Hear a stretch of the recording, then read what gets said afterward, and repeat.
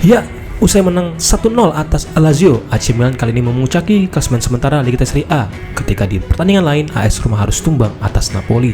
Seperti apa rekapan pertandingannya dan jelang persiapan pertandingan matchweek ke-14 Liga Serie A, serta ada informasi atau berita penting apa saja sih yang terjadi dalam sepekan ini di Liga Serie A? Jangan kemana-mana ya, yuk kita bahas sama-sama di Fernando and Calcio.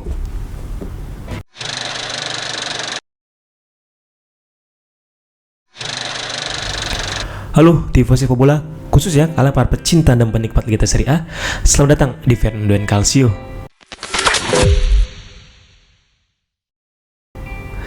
Ya, di segmen awal ini kita akan membahas beberapa hasil pertandingan yang sudah terjadi ya di Liga Serie A matchweek ke-13. Seperti yang gue singgung di awal, kita akan coba bahas pertama itu pertandingan antara AC Milan dan Lazio yang berakhir kemenangan tipis bagi AC Milan 1-0, di mana gol dicetakkan oleh Rafael Leao ya.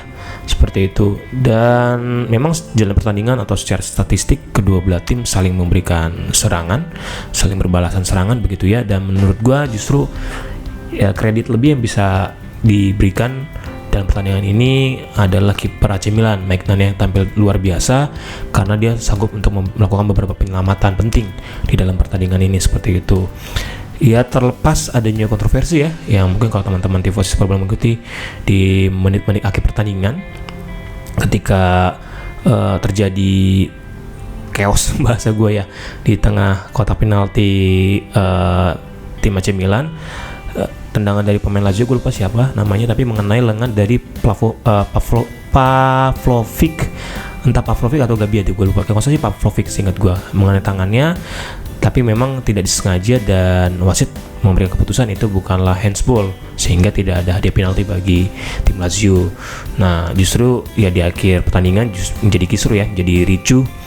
Bahkan Massimo Allegri maupun juga kalau nggak salah Marco Ianni mendapatkan kartu merah begitu akibat ya konflik atau chaos yang terjadi pasca keputusan tidak berikan penalti bagi tim Lazio. Karena ya kalau Lazio mendapatkan penalti, ada kemungkinan ya 50-50 ya, pertandingan akan berakhir seri gitu 1-1. Meskipun juga kita harus akui Maignan tampil dengan luar biasa di pertandingan saat menghadapi Lazio maupun juga di pertandingan sebelumnya, ia pun sanggup untuk menghentikan beberapa tendangan penalti begitu ya di sepanjang jalannya pertandingan Liga Serie A sampai dengan saat ini gitu. Dan kemenangan ini akhirnya mengantarkan AC Milan tidak terkalahkan sampai dengan matchweek ke-13 ini pasca kekalahan pertama ya yang mereka alami di awal musim ini. Dan akhirnya mereka juga bisa memuncaki klasemen sementara Liga Serie A, menggusur atau menggeser AS Roma seperti itu. Dan tempat lain, pertandingan lain, AS Roma yang diharapkan bisa meraih kemenangan menghadapi Napoli. Pertandingan dalam derby della Sole ini ternyata gagal untuk memanfaatkan status sebagai tuan rumah begitu ya, karena mereka harus kalah 1-0 dari Napoli, di mana gol dicetak oleh David Neres di babak pertama seperti itu.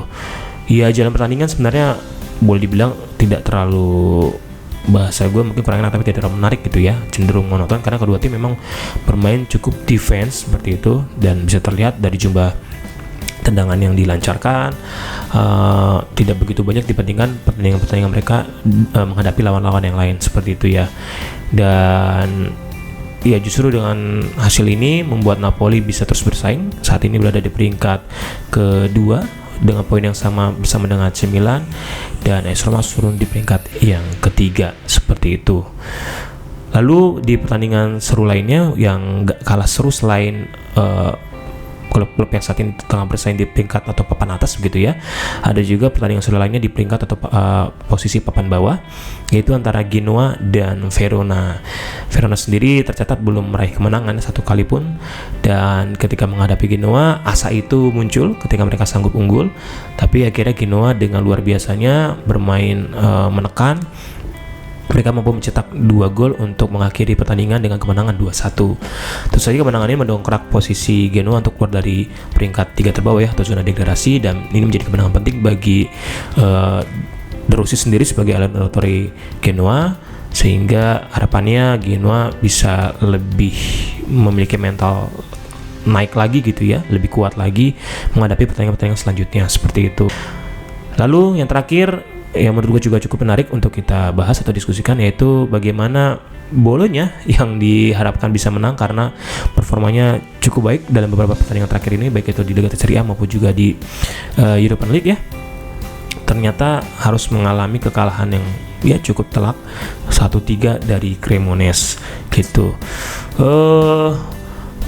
Padahal Bologna tampil dominan, bahkan banyak sekali eksekusi tendangan yang mereka lancarkan, yang mereka arahkan ke tim lawan, ke Cremonese, tapi tidak ada satupun yang berbuah gol gitu ya. Satu gol mereka pun itu dari penalti kalau gue nggak salah ya, seperti itu. Di sisi lain justru Cremonese mampu memanfaatkan peluang-peluang yang sedikit itu untuk menjadi kemenangan bagi mereka. James Vardy tampil luar biasa dengan mencetak 2 gol ya. Itu menunjukkan bahwa dia belum habis meskipun sudah berumur begitu ya, udah bukan muda lagi, tapi dia menunjukkan ketajamannya sebagai penyerang. Ini luar biasa Cremonese, mereka bisa memanfaatkan peluang yang sedikit mungkin.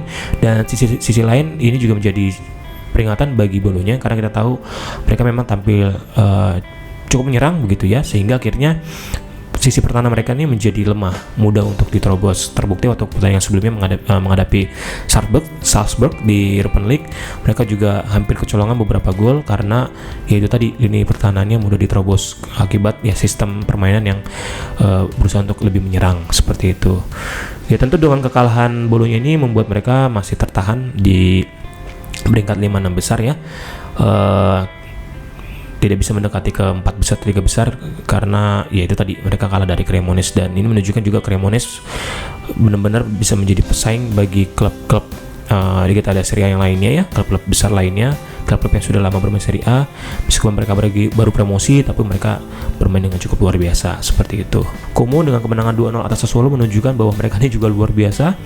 Sama seperti AC Milan, mereka baru mengalami 1 kali kekalahan di musim ini gitu ya.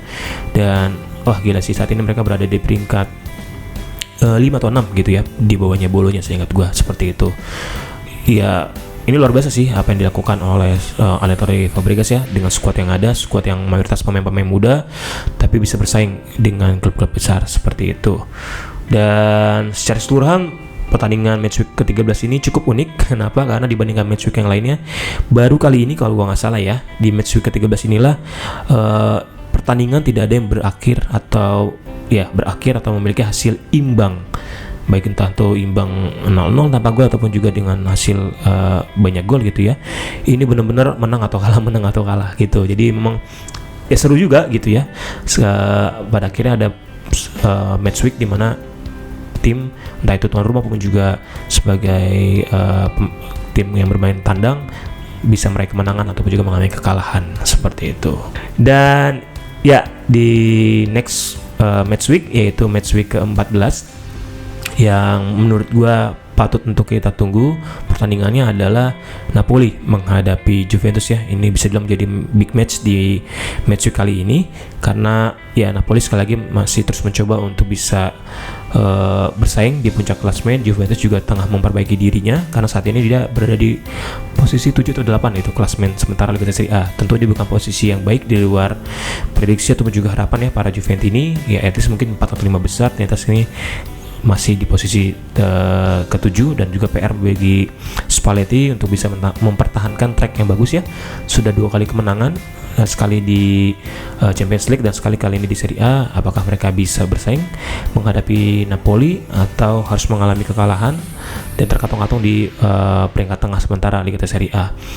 Lalu pertandingan lain tentu saja yang menarik adalah Inter Milan menghadapi Como. Ya, ini menjadi ujian bagi Como menghadapi tim kuat ya di Liga Serie A saat ini. Nah, apakah Como bisa bersaing, bisa mencuri 1 poin, atau bahkan mereka bisa mengambil 3 poin di kandang Inter Milan sendiri seperti itu. Yang pasti like untuk kalian tonton, like untuk kita saksikan sama-sama di akhir pekan ini. Dan di segmen terakhir ya, mengenai berita atau informasi penting seputar Liga Serie A dan yang lainnya, bahwa di pekan ini atau di awal minggu ini berarti ya, ketika gue buat video ini itu sudah dilangsungkan kalau gue nggak salah namanya tuh Gala Calcio ya. Jadi semacam penghargaan untuk para pemain, pelatih klub ya yang berkiprah di Liga Italia seperti itu. sesuai dugaan, di sini ada penghargaan untuk best team dan Napoli sebagai juara Liga Serie A mendapatkan penghargaan tersebut. Allenatore Antonio Conte pun juga mendapatkan penghargaan sebagai pelatih terbaik ya. Dan tak lupa juga nama Scott McTominay terpilih tidak hanya sebagai salah satu pemain tengah atau midfielder terbaik di Liga Serie A, tapi juga sebagai pemain terbaik sepanjang musim kemarin di Liga Serie A gitu ya. Selamat buat McTominay. Dan ya mungkin beberapa pemain lainnya ada sesuai dengan prediksi para tifosi sepak bola atau juga para penggemar dari klub-klub masing di Liga Serie A. Tapi ada 2 nama yang memang yang masuk dalam bukan nominasi ya, tapi yang memang mendapatkan penghargaan di best 11-nya Liga Serie A gitu ya. Yang tidak bisa hadir atau tidak ikut yaitu Sneijder dari AC Milan, sebelumnya saat ini dia bermain di Premier League, dan juga Retegui yang sebelumnya bermain di Atalanta, sekarang bermain di Liga Arab ya kalau nggak salah, seperti itu.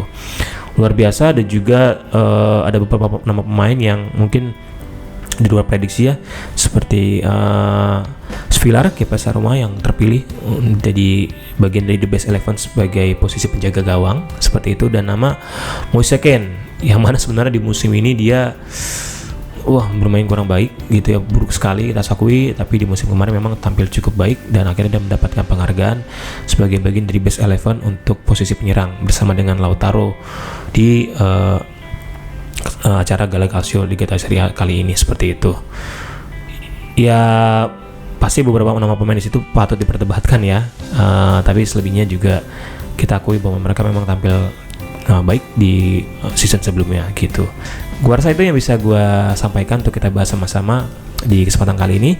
Jangan lupa untuk like dan share video ini ya jika kalian suka. Thank you semua. Bye bye.